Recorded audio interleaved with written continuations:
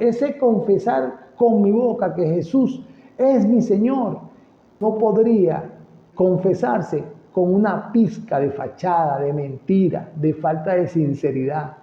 Por eso es que es necesario, y dice Romanos, que tiene que gestarse en el mismo centro del corazón humano, para que nazca la palabra fe en él, para que crea de verdad, para que funcione. Tiene que también funcionar la sinceridad en nosotros mismos. Es por ello que hay un llamado constante de toda la Biblia, empezando por la boca de nuestro Señor Jesucristo en los Evangelios. Hay un llamado constante, insistente, libro tras libro, letra tras letra, de un arrepentimiento genuino. Si no existe ese acto, y escuche, estoy hablándole acá a todos los que me están escuchando acá en Filadelfia 106.9 y acá en las redes, que aunque usted crea que forma parte del cuerpo de Cristo, que aunque usted crea que va a una iglesia cristiana o anda con una Biblia y la ha leído, no. Yo no estoy hablando de eso. Yo estoy hablando de la genuinidad, de la sinceridad en el ser, en lo más profundo. Que no estoy hablando de presentar fachadas a otros hermanos, amigos, a familiares, no.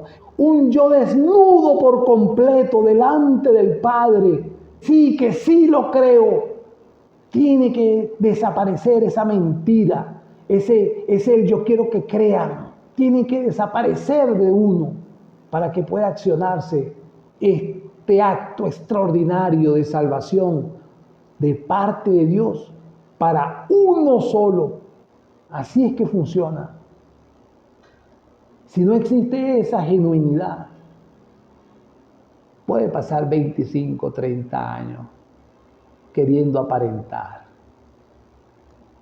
No entra, no va a entrar. Es ese el llamado. Por eso es que, repita conmigo,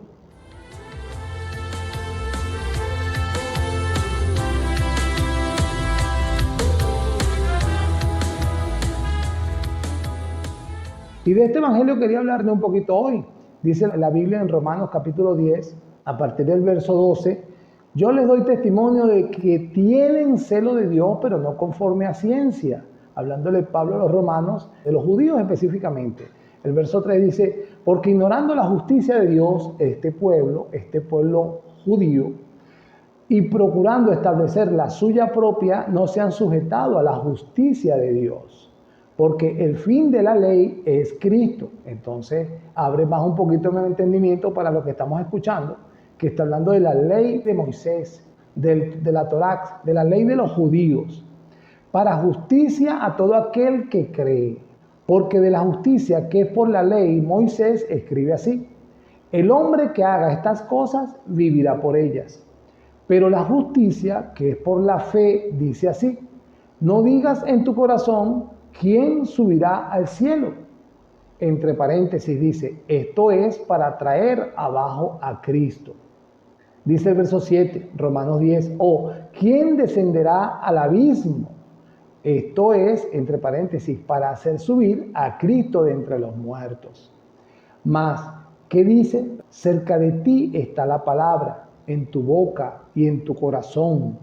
Esta es la palabra de fe que predicamos. Hablando Pablo como un apóstol de Jesucristo, como un enviado a predicar el reino de Dios fuera de las fronteras de Israel.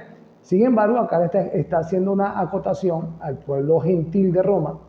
Habían judíos en Roma, que pues había una posibilidad de que Dios había desviado su mirada por un pequeño lapso de tiempo, y han pasado 2000 años ya, a el mundo gentil de su pueblo, de los que él había escogido como su pueblo, específicamente los judíos, para poner la mirada en todo el planeta, fuera de los judíos, o sea, los venezolanos, pues, y todas las razas y todas las etnias y todos los seres humanos que no corra por sus venas la sangre judía o la sangre hebrea.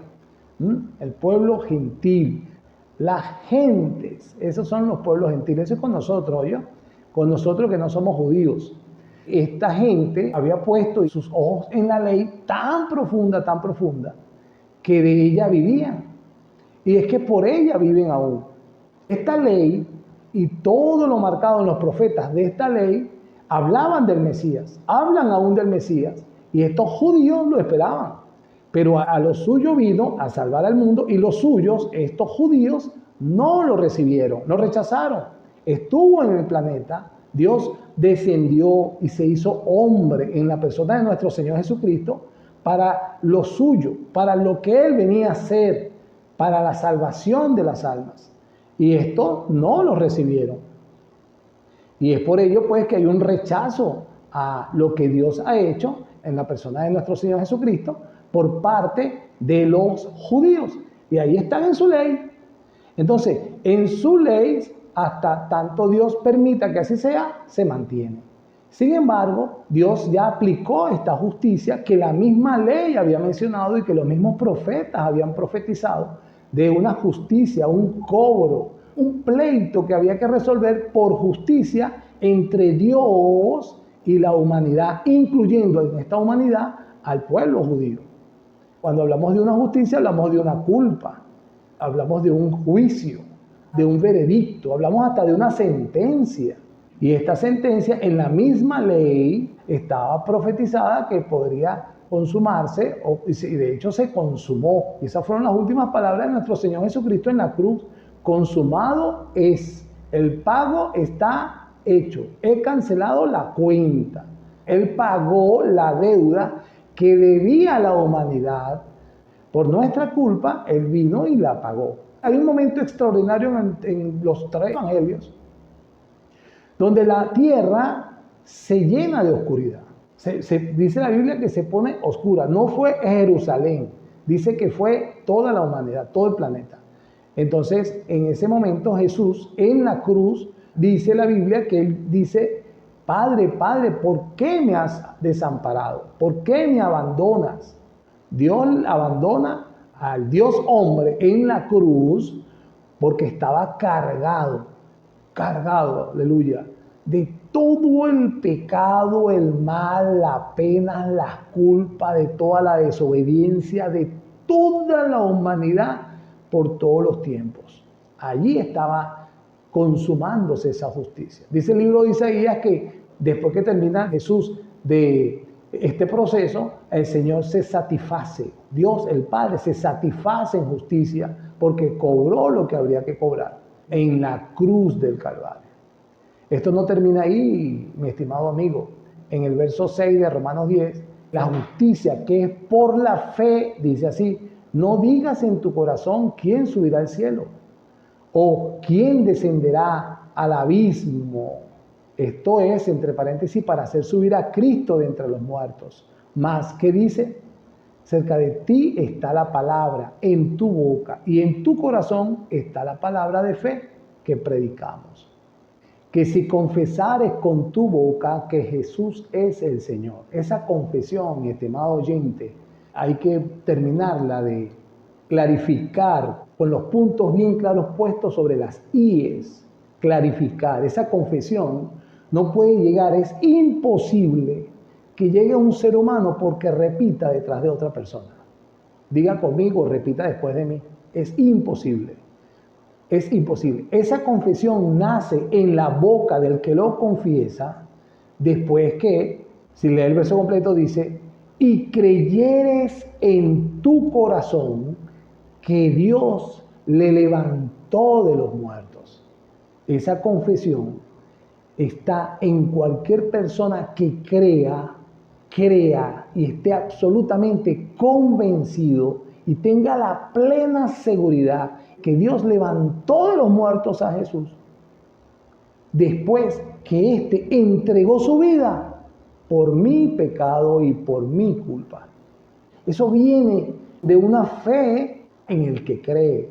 Mire, no vio corrupción, la muerte no lo detuvo. Y es este el Evangelio. Es este el Evangelio que usted tiene que entender. Son las buenas noticias de salvación que existe para la humanidad. Somos culpables. Culpables para quedarnos en las tumbas para quedarnos en la muerte, para que la muerte haga de nosotros lo que deba hacer por la eternidad. Dice que Él soltó los dolores de la muerte, que las angustias de la muerte Él se libertó de ellas, para que el que en Él cree pudiera tener la esperanza en su corazón, así como en el mismo corazón nace eso de que creyera en el corazón de que Dios le levantó de los muertos, nazca esa esperanza de que también el que cree para vida y vida eterna, lograda por Dios al levantar a Jesucristo de los muertos. Porque con el corazón es que se cree para justicia y con la boca se confiesa para salvación. Ese creer, aunque en la palabra de Dios está como un segundo, nace la justicia de Dios, es en la fe del corazón del creyente, para que lo confiese. La confesión viene sola. Va a salir el que vive esa experiencia de juicio en sí mismo, en este planeta, un juicio que Dios le presenta al hombre y que este hombre por su fe es juzgado y cree que Cristo pagó esa deuda. Eso viene con una libertad, una descarga de perdón pero completo, no queda nada pendiente. Y ese es el Evangelio, y en eso basa el apóstol Pablo, en lo que gira las buenas noticias de salvación eterna, ya para no muerte eterna, sino de salvación para vida eterna. Gira todas las buenas noticias que Dios le presenta a la humanidad. A partir de allí es donde empieza el proceso en cualquier persona de la humanidad que haya creído, pero de una forma genuina, no por compromiso, no por hipocresía, no porque voy a intentarlo esta vez. No. Estoy hablando de una acción genuina, sin mentiras, sin fábulas, sin medias tintas. Tiene que ser algo genuino, amado. Si pudiera entenderme lo que les estoy hablando, Dios permita pues que usted entienda lo que le estoy hablando. Tiene que ser genuino, algo de verdad, algo de sinceridad. Usted sabe qué nos marca a nosotros los seres humanos. La fachada nos persigue y las fachadas vienen tras las mentiras. Todo el tiempo hemos querido nosotros los hombres, es más, voy a hablar de mí, yo el hombre siempre he querido presentarle una fachada a quien sea que no soy, una falta de sinceridad. Eso nos persigue a todos los hombres. Siempre hemos querido que la gente crea que somos lo que no somos. Eso persigue al ser humano. Bueno, eso debe cesar en el momento que yo les estoy hablando de una fe genuina. No debe existir esta fachada, porque a Dios no se le puede mentir. Él sí conoce lo más profundo de los corazones de los hombres. Él escudriña lo más profundo del pensamiento. Él escudriña. Aunque usted quiera presentar una fachada ante Dios, es imposible presentársela. Ante los hombres, posiblemente sí. ¿Y cuántas veces usted nos ha engañado, nosotros nos hemos engañado a otros hombres, queriéndole presentar un yo que no soy? Pero aquí en esta fe, que estoy hablando de que creyera en el corazón que Dios lo levantó de los muertos, para que yo pudiera confesar con mi boca que Jesús es el Señor. Ese confesar con mi boca que Jesús es mi Señor, no podría confesarse con una pizca de fachada, de mentira, de falta de sinceridad. Por eso es que es necesario, y dice Romanos, que tiene que gestarse en el mismo centro del corazón humano, para que nazca la palabra fe en él, para que crea de verdad, para que funcione.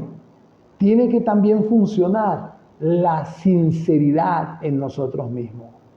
Es por ello que hay un llamado constante de toda la Biblia, empezando por la boca de nuestro Señor Jesucristo en los Evangelios. Hay un llamado constante, insistente, libro tras libro, letra tras letra, de un arrepentimiento genuino. si no existe ese acto, y escuche, estoy hablándole acá a todos los que me están escuchando acá en Filadelfia 106.9 y acá en las redes, que aunque usted crea que forma parte del cuerpo de Cristo, que aunque usted crea que va a una iglesia cristiana o anda con una Biblia y la ha leído, no. Yo no estoy hablando de eso.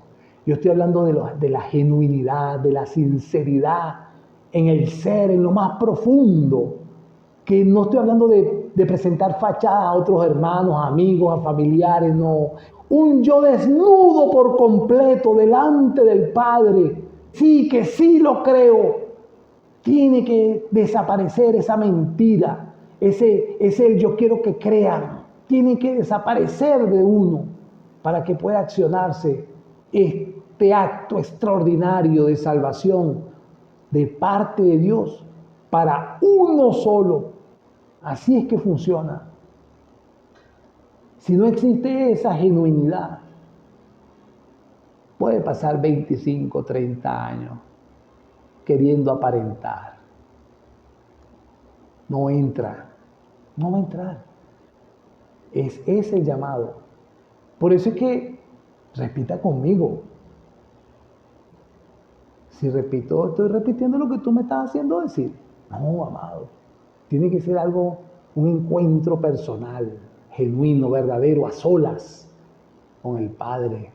Porque el Padre es quien le lleva al Hijo. Y mire esto. Y el Hijo es quien le lleva al Padre. Pero primero, el Padre le lleva al Hijo. Porque a través del Hijo es la única vía, el único camino, la única verdad y la única vida. Nadie va al Padre sino a través del Hijo. Y todos los que mi Padre me diera, qué controversial, ¿verdad? Pero así funciona. Entonces, esa genuinidad es ante el Padre.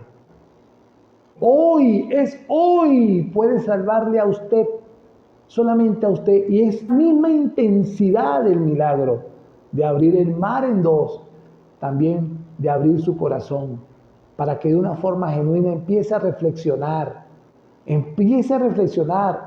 Vean esta justicia para que así pueda confesar con sus labios en todo tiempo y en todo lugar que Jesús es su Señor. Que no tiene nada que ver con más nada, sino con esto, con un acto de justicia por parte de Dios y un acto de justicia de parte del hombre en fe y solo por fe, para que puedan actuar el perdón de sus pecados. Y así pueda entonces Dios empezar a tratar con usted para seguir un proceso, escuche bien, hablando de pecados, también de santificación. Ya no de religión, se trata de caminar, andar como Dios quiere que usted ande. Como dice la palabra de Dios, caminando, pensando, hablando exactamente como Dios quiere que usted camine, piense y hable. Es eso la iglesia de Jesucristo. Es eso a lo que Dios está llamando a la iglesia, de una vez por todas, para que empecemos nosotros a entender este reino y empieza en ese acto, en el corazón del hombre. Por acá, por las redes, gracias por estar una vez más ahí en YouTube, Facebook, TikTok e Instagram. Por favor, denle me gusta y comparta este video. Si está en YouTube, suscríbase a nuestro canal, y si está en Facebook, reciba mi solicitud de amistad y mándenme una solicitud de amistad y gustosamente se la aceptaremos. Mire, esto lo estoy diciendo yo ahorita, lo tiene desde el libro de los Hechos. Bueno, por supuesto los evangelios lo tiene de todas las maneras y formas, ¿no? Pero hablando de la iglesia, desde el libro de los Hechos hasta el libro de Apocalipsis. En el libro de los Hechos usted lo ve en hechos o actos o acciones, pues. Historia, para ser claro, porque eso sucedió. Empezando en los que el Señor Jesucristo asignó y designó esta tarea. Por decirle algo, uno de ellos, el apóstol Pedro, el primer cristiano, en toda la Biblia predicando en el libro de los Hechos. Mire lo que hablaba Pedro. Después que el Espíritu Santo descendió, bautizó a los que había que bautizar. Dice el verso 22, Hechos 2:22. Jesús Nazareno, varón aprobado por Dios entre vosotros, con las maravillas, prodigios y señales que Dios hizo entre vosotros por medio de él, como vosotros mismos sabéis, hablándole ahí a todos los judíos propios de Jerusalén y a los que venían, porque era la fiesta del Pentecostés, una fiesta solemne de los judíos que aparece en la ley del Levítico. Entonces venían judíos de todas las naciones que ya estaban dispersos a Jerusalén a rendir sus votos y hacer sus oraciones y hacer su ley. A entregado por el determinado consejo y anticipado conocimiento de Dios, prendisteis, arrestaste y mataron por manos de inicuos, crucificándole. Está él hablándole a ese pueblo numeroso de judíos que estaban en su ley en el día de Pentecostés, el cual Dios, escuche bien aquí, levantó, suelto los dolores de la muerte, por cuanto era imposible que fuese retenido por ella. Y es el evangelio que dice Pablo en Romanos 10. Si creyeres en tu corazón que Dios le levantó de los muertos. Y es esto lo primero que dice el primer cristiano predicando en Jerusalén, después de haber recibido el Espíritu Santo. Les predica la resurrección y les predica la culpa. Ustedes lo prendieron, lo arrestaron, lo maltrataron, lo crucificaron y la muerte no lo pudo retener.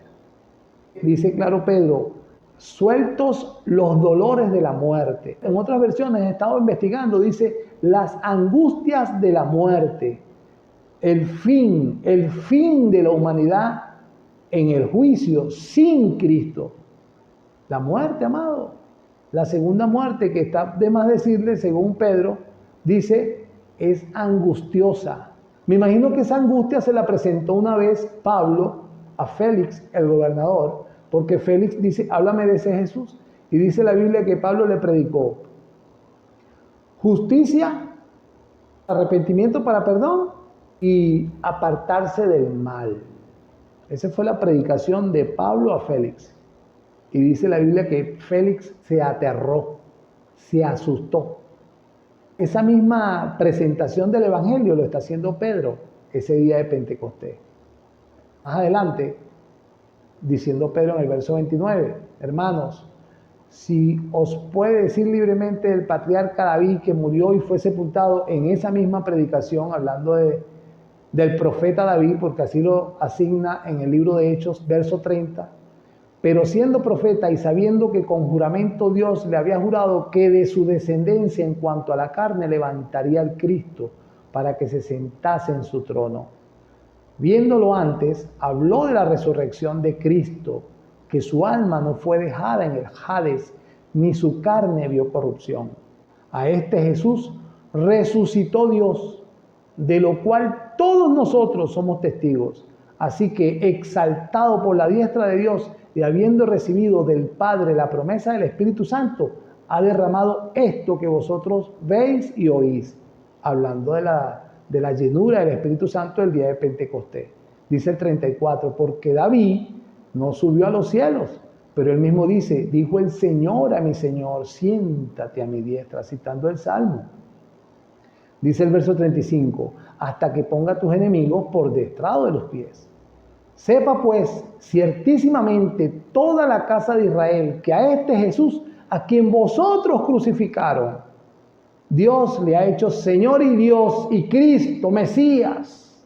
Al oír esto, el pueblo, los que oían, se compungieron de corazón y dijeron a Pedro y a los otros apóstoles, ¿qué haremos? ¿Y ahora qué vamos a hacer?